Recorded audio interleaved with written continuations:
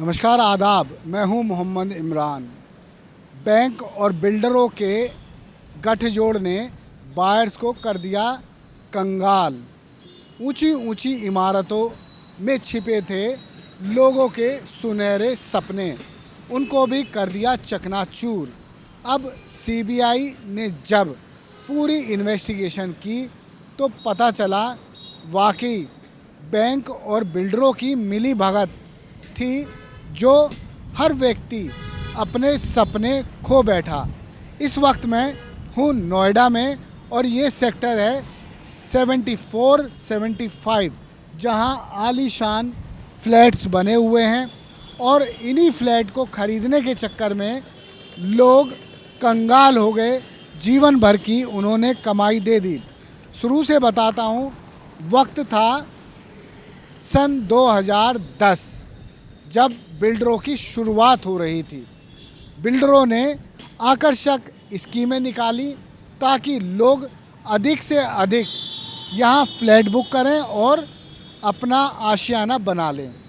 जिन लोगों के पास पर्याप्त पैसा नहीं था, उनको ऐसा लगा मानो कि कोई अलादीन का चिराग हाथ लग गया हो, क्योंकि स्कीम थी आज आप 10% देकर फ्लैट बुक कराइए और 3 साल बाद आपकी ईएमआई शुरू होगी। और स्कीम थी सबवेंशन स्कीम। बिल्डरों ने धड़ल्ले से फ्लैट बेचे। उसके बाद बारी आई ईएमआई की। जब बिल्डरों ने ईएमआई देने से इनकार किया तो भार पड़ गया सीधे सीधे बायर्स पर। फिर क्या था, लोग लगातार दबते चले गए और खून पसीने की कमाई बिल्डर और बैंकों को देते चले गए। अब शुरू से मैं आपको बताना चाहूँगा कि बिल्डरों ने जो वादा किया वो सभी स्कीमें फेल हो गई और अब कुल सुप्रीम कोर्ट के आदेश पर 22 एफआईआर सीबीआई ने की हैं। सीबीआई ने पहले सुप्रीम कोर्ट में एक बंद लिफाफा पेश किया।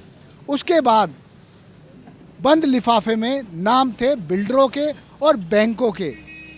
इसमें नाम शामिल है जेपी की 3 कंपनियां हैं, अजनारा है, वाटिका है। उसके अलावा दर्जनों नोएडा, ग्रेटर नोएडा के बिल्डर हैं जिन्होंने लोगों से पैसा ठग लिया और उनको फ्लैट भी नहीं दिया। लड़ झगड़ के जिन लोगों ने फ्लैट ले भी लिया, उनको अधूरी सुविधाएं मिल रही हैं। अब पूरे बड़े बड़े ग्रुप बनाकर सुप्रीम कोर्ट में लोगों ने याचिकाएं दाखिल की, जिसमें सुप्रीम कोर्ट सुनवाई कर रहा है। सुप्रीम कोर्ट में डबल बेंच सुनवाई कर रही है, जिसमें जस्टिस सूर्यकांत हैं और जस्टिस एन कोटेश्वर सिंह शामिल हैं। दोनों जजों ने इत्मीनान से पूरा केस सुना है और बता दिया है कि वाकई बायर्स के साथ धोखा हुआ है। लोगों का पैसा बिल्डरों ने हड़प कर लिया है। सीबीआई अब एक के बाद एक एफआईआर करने के बाद जांच पड़ताल कर रही है और इसमें केवल बिल्डरों के खिलाफ मुकदमा दर्ज नहीं हुआ है, बल्कि बैंकों के भी खिलाफ हुआ है। बैंक में एसबीआई है, एचडीएफसी है, आईसीआई बैंक है, पीएनबी हाउसिंग है, टाटा कैपिटल है। इस तरह के नाम हैं। इन सभी ने मिलकर एक पूरी साजिश रची और लोगों के खून पसीने की कमाई अपनी बना ली। बिल्डर तो खुद को दिवालिया घोषित कर गए, लेकिन केवल कागजों में। यदि देखा जाए तो बिल्डरों के पास आज भी अरबों रुपए की संपत्ति है। वो खुद तो माला माल हैं, लेकिन बायर्स कंगाल हैं। ऐसे में अब सरकार क्या करेगी? उत्तर प्रदेश में जैसे ही मुख्यमंत्री योगी आदित्यनाथ बने तो उन्होंने सबसे पहले यही मामला पकड़ा और कहा कि बायर्स की समस्या का हल हम करके छोड़ेंगे। 3 सदस्य मंत्रियों की कमेटी तक बन गई, लेकिन हुआ क्या?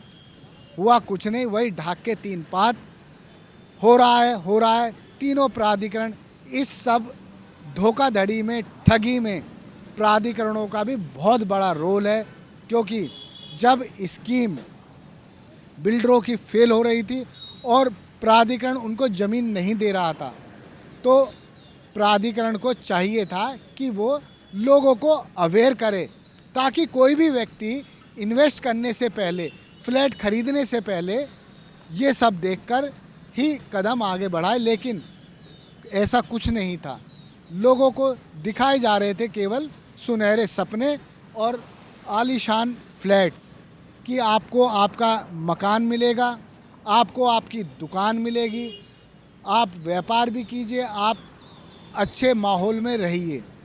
लेकिन ऐसा नहीं हो पाया। यहाँ भी बड़ी जद्दोजहद के बाद, धरना प्रदर्शन के बाद लोगों को फ्लैट मिले। कुछ बिल्डर ईमानदारी से फ्लैट डिलीवर करके चले गए, लेकिन ज़्यादातर बिल्डर ऐसे हैं जिन्होंने लोगों की गाड़ी कमाई खा ली है, उनसे ठगी कर ली है। अब देखना ये है कि सुप्रीम कोर्ट में अगली सुनवाई के दौरान क्या होता है और क्या उत्तर प्रदेश सरकार इस मामले में कार्रवाई करती है। केवल यूपी का ही ये मामला नहीं है, बल्कि हरियाणा के गुरुग्राम, फरीदाबाद में भी इस तरह की ठगी हुई है। उसके अलावा कई मामले बेंगलुरु, महाराष्ट्र में मुंबई, इधर से भी सामने आए हैं।